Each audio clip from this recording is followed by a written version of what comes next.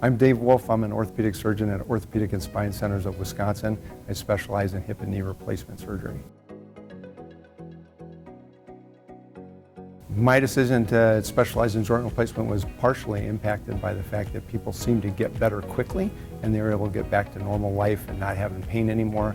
And that was something that I saw really regularly when doing hip and knee replacement. Patients typically come to see me when they have hip or knee pain, and that's what I treat them for. There have been a lot of changes in the last decade in hip and knee replacement, and those changes mostly have been around the perioperative care, what we do around the time of surgery, in terms of making people more comfortable, minimizing the trauma of the surgery, and helping them get to the point of getting better faster, such that a lot of our surgeries are done as outpatient now. Patients don't spend as many days in the hospital and often don't even spend one night in the hospital before going home after a hip or knee replacement.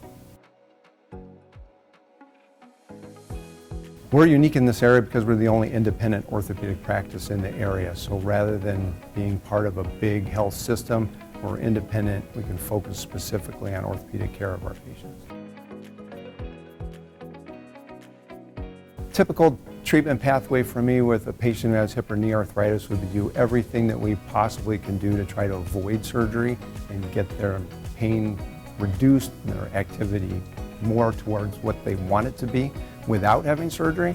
And then ultimately, if their arthritis or other problem is bad enough that surgery is required, we try to get that done expeditiously, get them through the recovery and get them back to hopefully pain-free and active life as quickly as possible.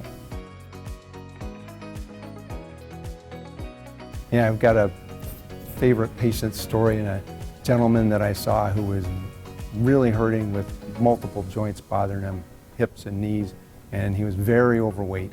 And I replaced one of his hips as a lot of folks had felt that maybe it wasn't safe to do surgery on him, and we managed to get him through it safely. And then he started working on losing weight, and I replaced his other hip. And then a couple years later, he lost some more weight, and then I replaced both of his knees.